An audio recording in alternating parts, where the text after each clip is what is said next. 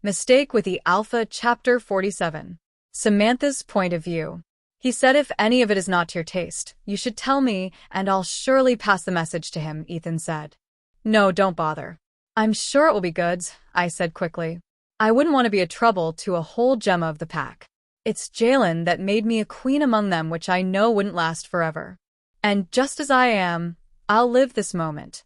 I'll enjoy my happiness while it lasts and face the consequences later. Everyone, I have a question here, Dre said. We looked at him. With the way he was looking, I sure know that there's something he has to say, and that thing won't be so good. I'm just wondering all the while about something. He paused to look at me. This gave me the assurance that it's about me. As we all know that the duty of a Gemma is to guard the Luna. Just shut that bloody mouth, Dre, Ethan said glaringly. I know Ethan's voice wouldn't affect Dre because he's also an alpha blood. If we are to look at it, Dre is a boss to Ethan. Knowing how Dre is to the kingdom and how deliberately he loves causing trouble, I placed my hand on Ethan's hand and squeezed it, telling him to be calm. Ethan was glaring at him. No qualms, boy, I don't understand the whole scenario, and I need an explanation. There should be a tangible reason that will bring the Gemma here to tend to your needs while he left the real Luna. He should be protecting at the pack, almost eating everyone up, he said casually. His words made me feel so guilty. I took Jalen all night, and now the Gemma is here with me. I'm now feeling like a thief. Don't mind that one. He's a fool, Ethan said to me. I think Ethan should hate me. I'm like a whore here, and yet he's treating me better. I shook my head at him, not even knowing what that meant myself. Talking more of the Ethan I did it to. I heard that, Dre said. Ethan glared at him. I don't know the reason Dre was here in the first place. He and Jalen are not anywhere close to buddies. He shouldn't be in his house knowing about his secrets. Why is he here? I asked Ethan. He's nothing but a tag-along, Ethan said between gritted teeth. I noticed that just like their alpha, he too doesn't like Dre. The way he was looking at him, it felt like he wanted to strangle him on the spot. What do you expect me to do? Your alpha is a boring man. He doesn't know anything aside from work. I'm bored. I needed something fun, he said, and then pouted. You came to work not to play, Ethan groaned. And who told you that? I just came here to have more fun, he said with a smile.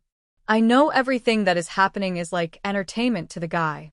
It's not actually his fault. When are we going to leave? I asked Ethan. I thought Jalen said you are spending a week. He looked at me surprised. I don't know what he told them, but I'm sure not going to spend a week here with him. That would be so selfish of me. I then shook my head. Just go change into proper clothes before Jalen comes here and eats me up, he said. I then remembered what I wore. I stood up ashamed of myself and walked back to the room I came from. I could hear a distant argument from Ethan and Dre. That Dre is surely a troublemaker. Omar's point of view. I knew I had to get up and quickly find a solution to the thing that wants to ruin our plan. I then decided to visit Jalen's father. He is the only person that can speak to his son that he should listen to. Omar, what do we owe this visit? Jalen's mother asked. She has in her hand a wine and a glass. Cleo is someone I love and cherish, but too bad she's not my mate. She's someone so friendly. We've been friends way before she became Luna. I was even glad that she ended up becoming the Luna. Just want to say hi, I replied with a smile. Don't trick me, Omar, she said, smiling.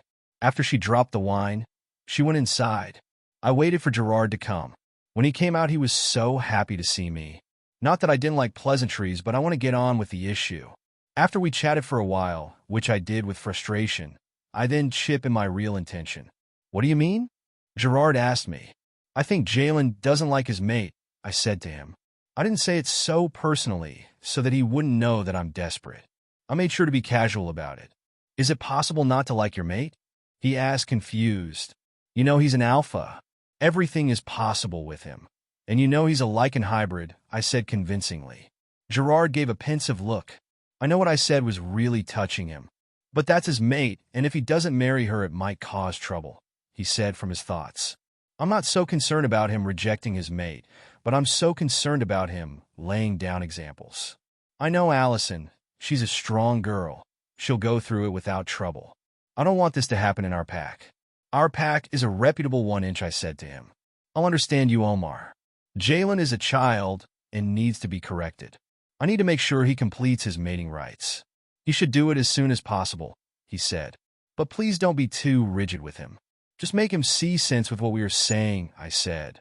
I was happy with the response and reaction I was getting from Gerard. I know this will at least bring some progress. I need to call that boy now. If we delay, things might go bad, he said. Please be gentle on him, I said with a pleading tone. Gerard took his phone and then called Jalen. Boy, we need to talk, he said firmly. You have to see me today? Okay, I'll meet you at the pack house. Okay, bye. He then ended the call. What did he say? I asked curiously. I'll be heading to the pack house now to see him, he replied. Is he there? I asked. I knew Allison called me to tell me that Jalen has not been around since yesterday. She was so angry when she called me. No, he'll be coming from the construction site. He said he'd been there all night, he replied. Liar, I said in my heart. According to Allison's word, Jalen and his mate haven't been at the pack house since evening, and that simply means they are together. I wished I could tell Gerard that I want to witness the talk, so I could be sure that he did talk to him, but that will bring suspicion. Okay, I said. I should take my leave, I said standing up. Wait for me. Let's move out together. Just let me change my clothes. Please like the video and subscribe to the channel. Turn on notifications to stay up to date with new videos uploaded. Also, check out our next video in the series.